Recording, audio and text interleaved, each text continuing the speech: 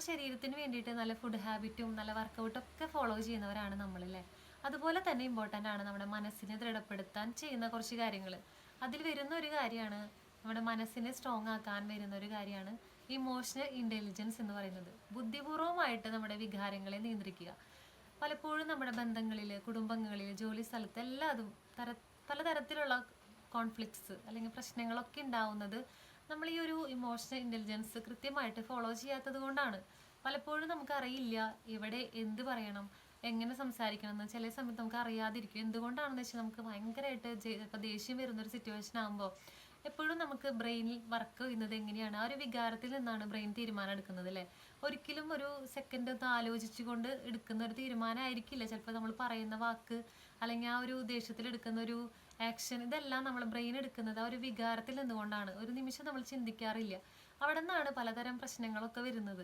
അപ്പോൾ നമുക്കൊരു പെട്ടെന്ന് ദേഷ്യം വരുമ്പോൾ നമ്മളൊരു നിമിഷം നമ്മളൊന്ന് ഒരു ദീർഘനിശ്വാസം ഇടുന്ന ആ ഒരു സമയം നമ്മുടെ ബ്രെയിൻ ശരിക്കും ഒന്ന് ആലോചിക്കും, നമ്മൾ ഇവിടെ ചെയ്യേണ്ടത് ശരിയാണോ, അല്ലെങ്കിൽ ചെയ്യാൻ പോകുന്ന ഒരു പ്രവൃത്തി നല്ലതാണോ എന്നൊക്കെ നമ്മൾ ആലോചിക്കുമ്പോൾ പലതരത്തിലുള്ള പ്രശ്നങ്ങൾ നമുക്ക് ഒഴിവാക്കാനായിട്ട് സാധിക്കും.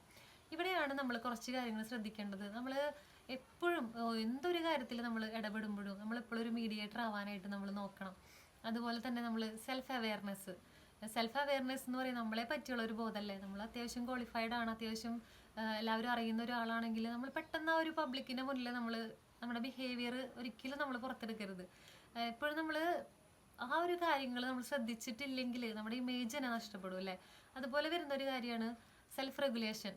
ദേഷ്യം വരാം, അല്ലെങ്കിൽ ദേഷ്യം തോന്നുന്ന സിറ്റുവേഷൻ ആയിരിക്കാം, എന്നാലും ഒരു സെക്കൻഡ് ആലോചിച്ച് തീരുമാനം എടുക്കാൻ നമുക്ക് പറ്റണം. ആ ഒരു വികാരത്തിന് ആ സമയത്ത് നിയന്ത്രിച്ചുകൊണ്ട് നമുക്ക് സംസാരിക്കാനോ അല്ലെങ്കിൽ ഒരു ആക്ഷൻ ചെയ്യാനോ ഒക്കെ നമുക്ക് പറ്റണം. അതുപോലെ വരുന്ന ഒരു കാര്യമാണ് സെൽഫ് മോട്ടിവേഷൻ. ഭയങ്കര ദേഷ്യം അല്ലെങ്കിൽ ഭയങ്കര വിഷമം വരുമ്പോൾ നമ്മൾ തന്നെ നമ്മളെ കൂൾ, അല്ലെങ്കിൽ നമുക്ക് തന്നെ ശരിയാവും, ഇപ്പം ശരിയാക്കാം, അല്ലെങ്കിൽ നമ്മൾ തന്നെ നമ്മളെ ഇവിടെയൊക്കെ തട്ടി ജസ്റ്റ് ഒന്ന് പറയുന്ന ഒരു രീതിയിൽ ശരിയാക്കാം. ആ ഒരു ദേഷ്യം വരുന്ന ഒരു സമയത്ത് നമ്മളൊന്ന് കൺട്രോൾ ചെയ്യാൻ നമുക്ക് സാധിക്കണം അല്ലേ.